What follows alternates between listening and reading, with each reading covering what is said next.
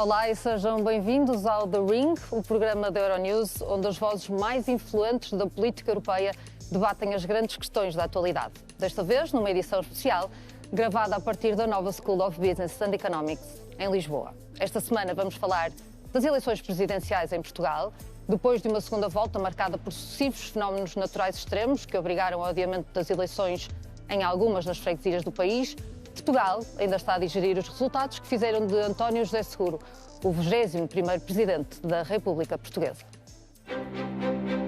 A 8 de fevereiro, o socialista de centro-esquerda António José Seguro derrotou o líder do Chega, André Ventura, candidato da direita radical, com cerca de 2/3 dos votos, alcançando um dos maiores resultados da história da democracia portuguesa. A vitória foi clara, as implicações são mais complexas. 10 dias após a segunda volta das presidenciais, há uma mensagem inequívoca. A extrema-direita foi derrotada, mas o panorama político mudou de forma duradoura. A vitória de Seguro resultou de um amplo esforço transversal aos partidos para conter o que muitos consideraram uma deriva autoritária e anti-imigração na campanha de Ventura. Forças do chamado arco da governação, incluindo setores do centro-direita, convergiram no apoio ao candidato socialista para bloquear um avanço populista. Estas eleições refletiram um debate mais profundo sobre a identidade nacional, normas democráticas e o tom da vida pública. Para muitos eleitores, apoiar Seguro foi menos um alinhamento ideológico e mais uma afirmação contra a polarização. Mas o apoio a Ventura revela ansiedades persistentes em torno da imigração, da pressão económica e da confiança nas instituições. E embora o Presidente da República tenha funções sobretudo moderadoras, o voto sinaliza um país a redefinir o seu rumo. A história que Portugal está a contar não se resume, por isso, a quem venceu. Trata-se de saber quem molda o debate e como uma democracia europeia gera visões concorrentes sobre o futuro. O futuro e o papel do Presidente eleito são os temas que estarão em debate com os nossos convidados de hoje. Vamos então saber quem é quem. Carlos Coelho, político português e antigo membro do Parlamento Europeu pelo Partido Popular Europeu por mais de 2 décadas. Ao assinalar os 40 anos da adesão de Portugal às comunidades europeias, Coelho, que ficou conhecido como o Mr. Schengen, sublinhou a importância histórica desse momento para o país e para a União, afirmando que a adesão à União Europeia valeu a pena, vale a pena e continuará a valer a pena com o empenho de todos. E defendendo que as celebrações devem lançar sementes para o futuro, um reflexo da sua visão de um Portugal ativo e comprometido no projeto europeu.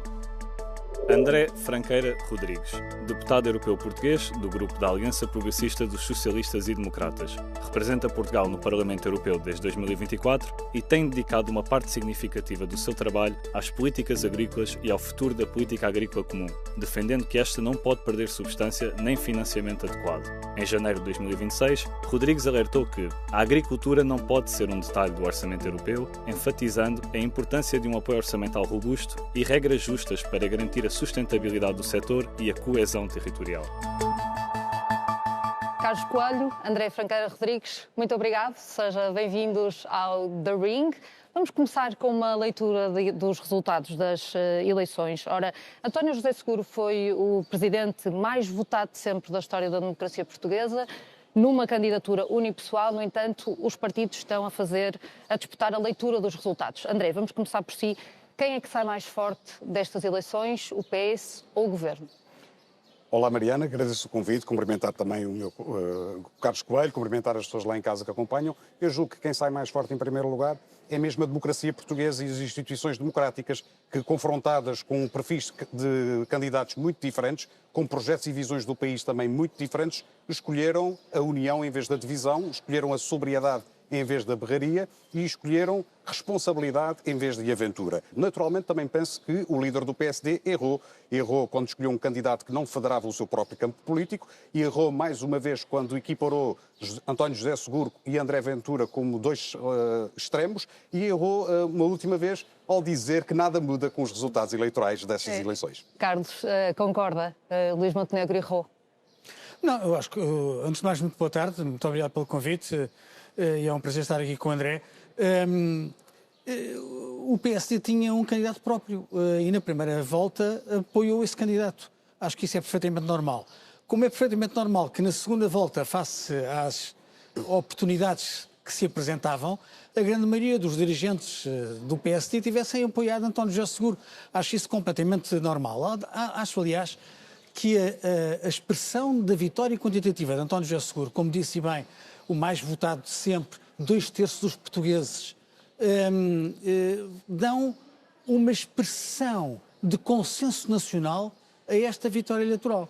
E também a circunstância de nós, quando temos um Parlamento, vamos ser completamente sinceros, com uma maioria sociológica à direita, termos eleito um presidente de esquerda, eu acho que faz algum sentido à tese dos ovos. Houve uma noção de equilíbrio que os portugueses quiseram escolher e não foram os portugueses por uma escassa maioria, foram mais de 2/3 dos portugueses que encontraram essa solução. Eu acho que isso é positivo para o país. Mas, de qualquer forma, o governo sai enfraquecido destas eleições. É que Luís Montenegro apelou ao voto em Luís Marcos Mendes na primeira volta e não apoiou António José Seguro. Isso, que apoiasse Luís Marcos Mendes era o normal, era o candidato que saía do PSD, assim como teria sido normal que mais cedo os portugueses não o Partido responderam a esse Socialista apelo. tivesse apoiado António José Seguro e não o tivesse feito tão tarde. Agora, o que eu acho sinceramente é que aquilo que distingue António José Seguro do seu adversário na segunda volta é o apreço pelas instituições e o valor da estabilidade política. E sob esse ponto de vista o Governo não tem nada que recear, porque António José Seguro, estou certo, vai ser o campeão da estabilidade e de respeito pelas instituições. No entanto, é inegável do crescimento, a democracia ficou a ganhar, mas no entanto é inegável do crescimento da extrema-direita em Portugal. Qual dos dois partidos, o PS ou o PSD, tem mais responsabilidade neste cenário? A esquerda, que não respondeu ao descontentamento social, ou a direita, que não ofereceu uma alternativa convincente? Carlos?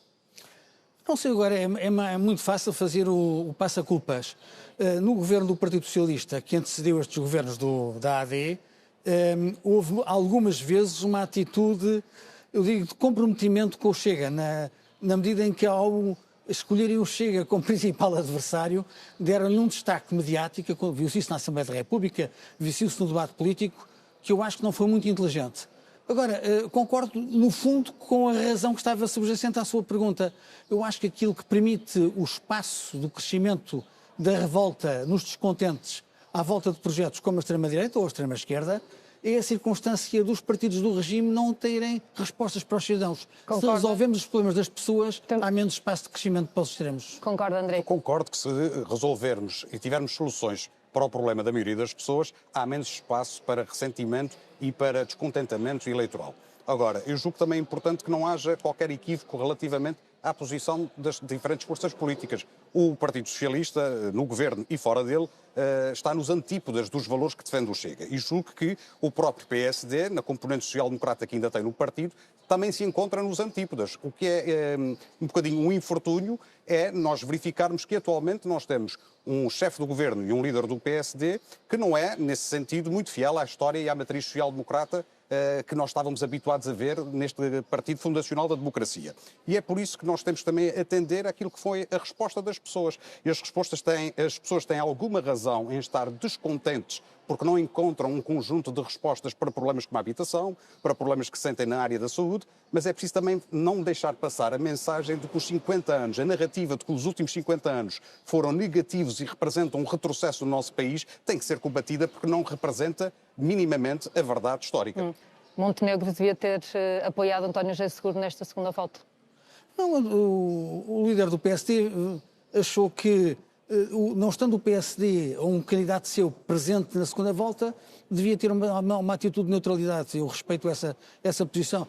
Mas também não impediu que vários dirigentes, eu próprio, a doutora Leonor Beleza e outros, tivessem manifestado o seu apoio a António José Seguro. E é compreensível que José Luís Carneiro tente capitalizar esta vitória para o PS? Eu julgo que é perfeitamente compreensível que o secretário-geral do Partido Socialista, aliás, como todos os socialistas, estejam satisfeitos com esta vitória, que, repito, é uma vitória, em primeiro lugar, de António José Seguro e é uma vitória das forças democráticas. Aliás, eu quero saudar todos aqueles que, à direita do PS, na segunda volta não tiveram qualquer tipo de equívoco, nem tiveram nenhuma insegurança em manifestar, como é o caso do Carlos Coelho, em manifestar o apoio a António José Seguro. Eu julgo que isto é positivo, porque quando está em causa um discurso que é disruptivo relativamente às instituições democráticas, nós não podemos ter qualquer tipo de hesitação e lamento que o líder do PSD tenha equivalido quer o António José Seguro, quer ainda o André Ventura. Acho que isto não foi um bom serviço que o Luís Montenegro prestou à democracia na Houve Europa. vários outros.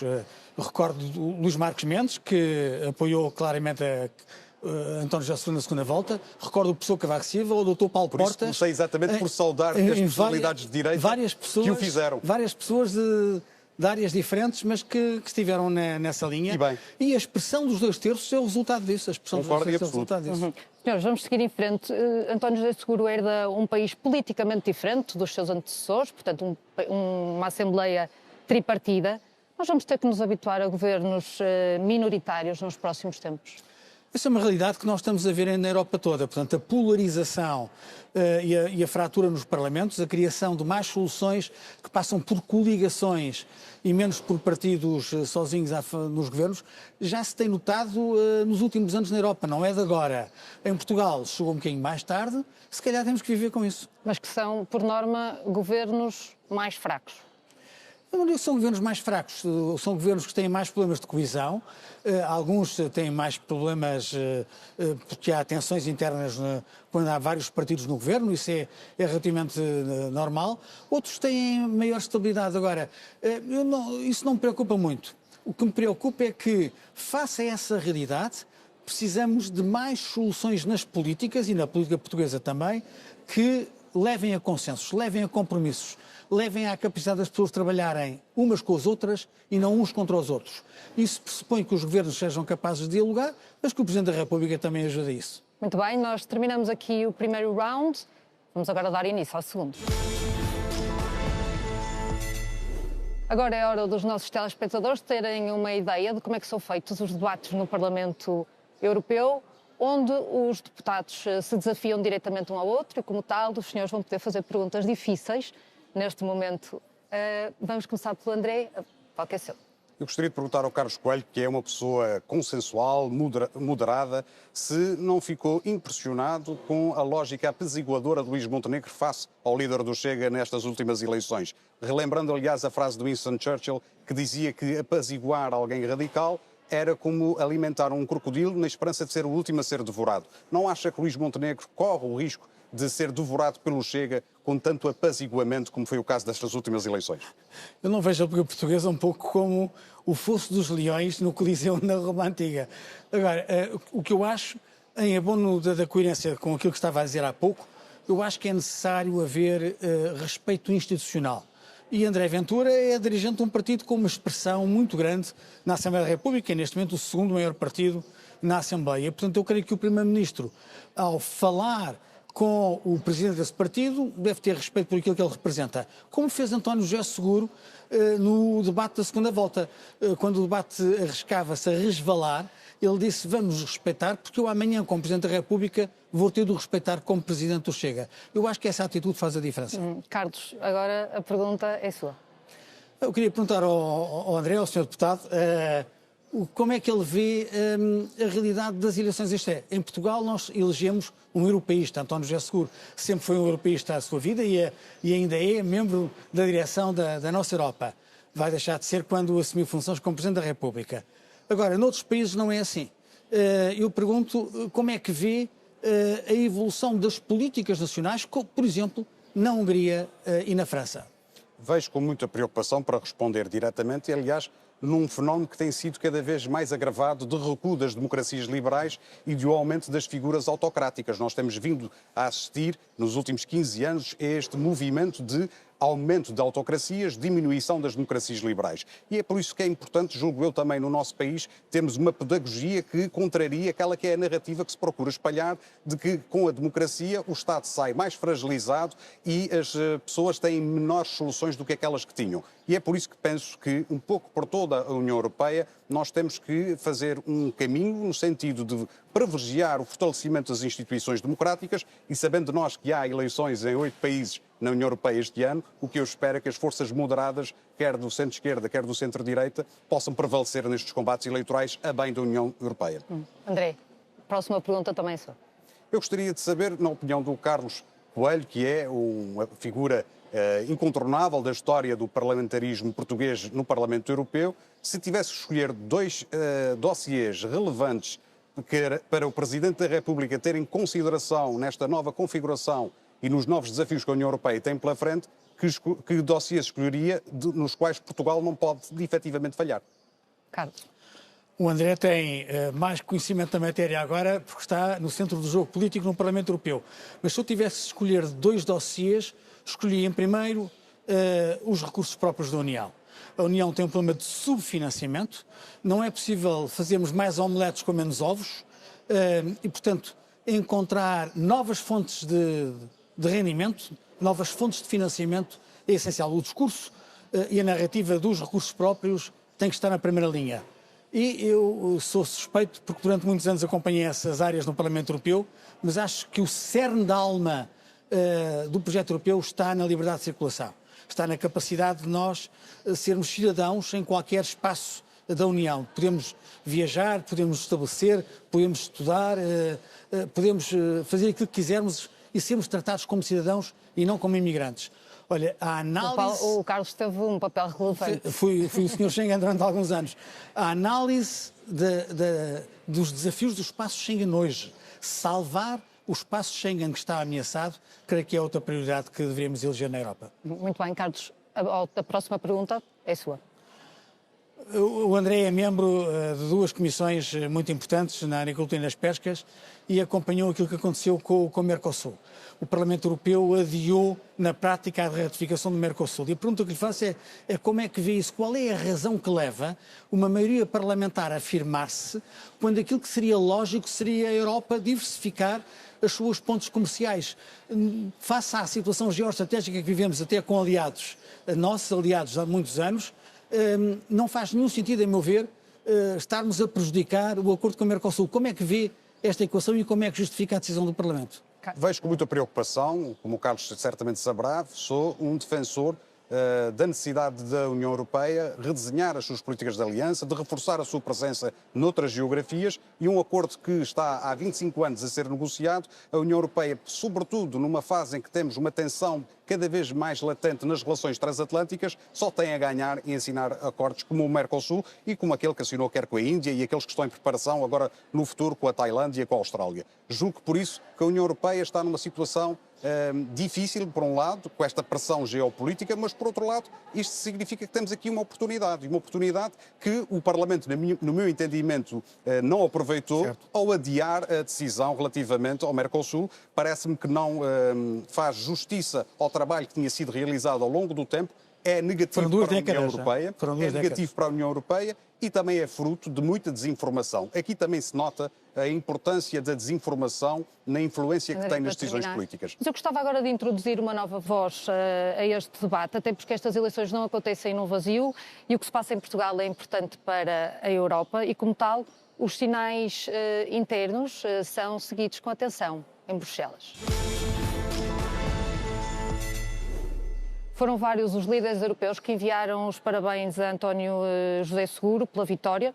Um deles foi António Costa, presidente do Conselho Europeu, e passo a ler: felicito António José Seguro pela sua eleição como presidente da República Portuguesa e desejo-lhe os maiores sucessos no exercício do seu mandato. Os portugueses demonstraram hoje o seu apreço pela democracia, reafirmando Portugal como um pilar do humanismo europeu.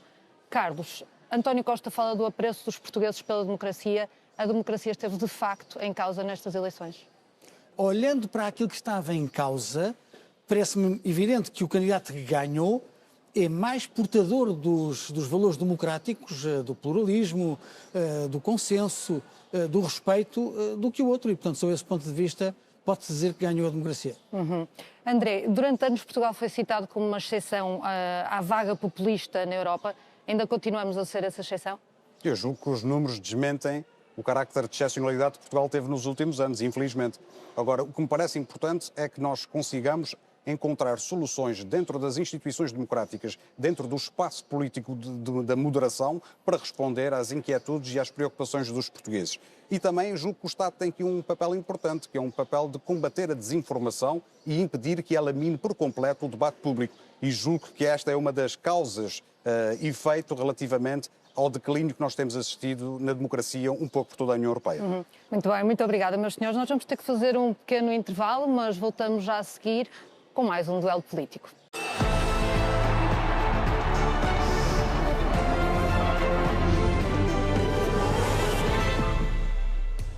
Olá e sejam bem-vindos ao The Ring, o programa da Euronews, onde as vozes mais influentes da política europeia debatem as grandes questões da atualidade. Desta vez, numa edição especial, gravada a partir da nova School of Business and Economics em Lisboa, com a participação de Carlos Coelho e André Franqueira Rodrigues, a quem eu agradeço já a participação. Ora, meus senhores, António José Seguro herda um país que, apesar de bom desempenho macroeconómico, vive a braços com uma grave crise da habitação. Por isso pedi agora a vossa ajuda na leitura deste próximo gráfico que vamos passar.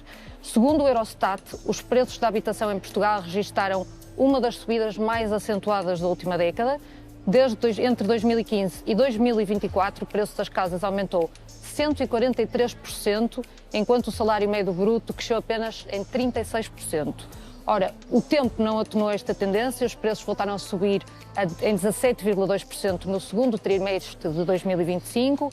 Por isso, resumindo, Portugal foi o país que liderou a subida dos preços da habitação na União Europeia, seguido da Bulgária e da Hungria. Ora, Carlos, que leitura é que faz destes números? Bem, faço duas leituras. Primeiro, uma leitura de urgência. Nós temos realmente um problema de habitação em Portugal, isso é sabido, não tem novidade nenhuma, o que obriga os poderes públicos a ter respostas. É necessário aumentar a resposta pública da habitação, é necessário facilitar a aquisição, é necessário facilitar o mercado de arrendamento, mas temos que ter soluções concretas que envolvam o Estado Central e que envolvam as autarquias locais.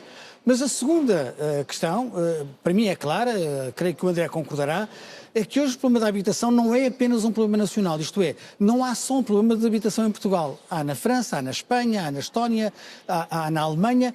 Ele é diferente em função de cada país, mas pode-se dizer que todos os países da Europa estão confrontados com o problema da habitação, ou seja, há espaço para uma resposta ao nível europeu, à escala europeia, que ajude os governos nacionais, ou às vezes as autarquias locais, a dar resposta a este problema. André, mas eu gostava de ouvir a sua opinião sobre se o crescimento dos votos em André Ventura nestas eleições foram um reflexo da insatisfação da franja mais jovem da população. Eu gostaria de acrescentar a este dado que referiu um outro dado, é que os jovens portugueses são também, no cômputo da União Europeia, daqueles que saem mais tarde de casa, exatamente porque têm essa dificuldade de encontrar habitação acessível, o que dificulta em muito a emancipação jovem, a constituição da família, enfim, o seu projeto de vida. E por isso julgo que esta é uma matéria que é urgente no nosso país, mas como disse e bem o Carlos, não se circunscreve ao nosso país. Razão pela qual no Parlamento Europeu estamos mesmo a avançar com um programa para a habitação acessível. Apesar da habitação não ser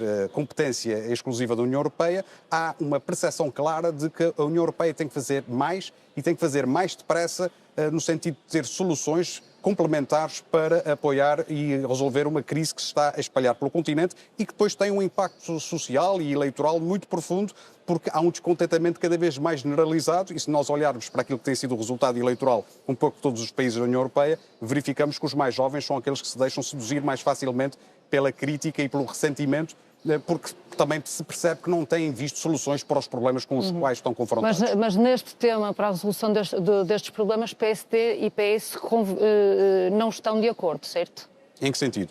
Não estão de acordo nas medidas a serem tomadas. Por exemplo, a liberalização do mercado. Há um conjunto de medidas que é preciso também ter noção. Não há uma varinha mágica, não há soluções instantâneas que possam resolver de imediato o problema. Agora, esta é uma área que tem que ter soluções que são, em certa medida, mistas, quer na lógica do mercado de arrendamento, quer na lógica do incentivo à habitação, na questão relacionada com a bonificação dos juros, na melhoria de oferta do parque público habitacional, no qual o nosso país é dos países que tem um parque habitacional público mais reduzido no contexto europeu. Portanto, nós temos que fazer mais para responder aos problemas das pessoas, mas também temos que falar a verdade aos portugueses e perceber que, por mais que se faça, não se vai conseguir resolver um problema que foi-se acumulando ao longo de anos num curto espaço de tempo. Concorda com estas propostas feitas pelo PS? Não, eu acho que é desejável que, sobretudo no plano da Assembleia da República, haja a capacidade de aproximar posições dos diversos partidos, incluindo entre o PS e o PSD, e o mesmo no Parlamento Europeu. Ou seja, quer na resposta nacional, quer na resposta ao nível europeu, é essencial que haja um consenso alargado. Porquê? Porque o ciclo político das legislaturas, seja a legislatura nacional, seja a legislatura europeia, é mais curto do que a eficácia destas medidas, ou seja, estamos a falar de medidas com alcance temporal que ultrapassam a legislatura. E, portanto, tem que haver um compromisso entre partidos diferentes. Meus senhores, estamos quase no final do nosso programa, mas não vamos embora sem passar ao nosso quinto e último round. Ora, neste round nós vamos introduzir aqui mais rapidez nas perguntas. Vão ser perguntas de resposta sim ou não, sem qualquer justificação. É possível? Muito bem, vamos a isso. A mesma pergunta para os dois. Vamos a isto. Começamos com o Carlos. Carlos, estas eleições são um ponto de viragem para Portugal, sim ou não? Todas as eleições são sim. André? Sim. André Ventura é o líder da direita? Não. Não. Carlos. O bipartidarismo acabou? Não. Não. Os portugueses usaram estas eleições para castigar os partidos de centro-direita e de centro-esquerda? Talvez. Não. Há hoje maior distância entre os eleitores e os partidos tradicionais? Talvez. Sim. Os partidos têm de repensar a forma como fazem política? Sim. Sim. O primeiro-ministro devia ter apoiado António José Seguro na segunda volta? Só depende dele. Sim. José Luís Carneiro deve apoiar o governo até ao final da legislatura? Depende das circunstâncias. Vamos a ver. Era desejável que o fizesse. Com este resultado, o presidente eleito tem um mandato mais forte do que o próprio governo? São legitimidades diferentes. Sim. O crescimento das forças populistas em Portugal preocupa Bruxelas? Muito. Bastante. O contexto de guerra na Europa exige um presidente mais interventivo? Sim. Sim. Portugal deve alinhar sem reservas com a estratégia de defesa europeia? André? Talvez. É mais complexo do que um sim ou um não. Eu subscrevo, talvez. Última pergunta. Algum dos senhores mudou de opinião ao ouvir o seu adversário? André? Carlos Coelho é uma pessoa do campo moderado, portanto, não mudei de opinião. Temos pontos de convergência que são bastante maiores do que aquele que muitas vezes acontece mediaticamente entre as nossas forças políticas. Eu acho que quem sabe ouvir aprende sempre quando fala com pessoas inteligentes, e é seguramente o caso. Meus senhores, muito obrigada. Isto era um round de sim ou não. Tivemos aqui vários talvez, mas de qualquer forma não posso deixar de agradecer a vossa análise e obrigada a si por nos que esteve desse lado e nos fez companhia. Se quiser deixar as suas sugestões ou comentários, escreva-nos para thering@euronews.com. Da nossa parte é tudo. Fique bem, tenha uma ótima semana.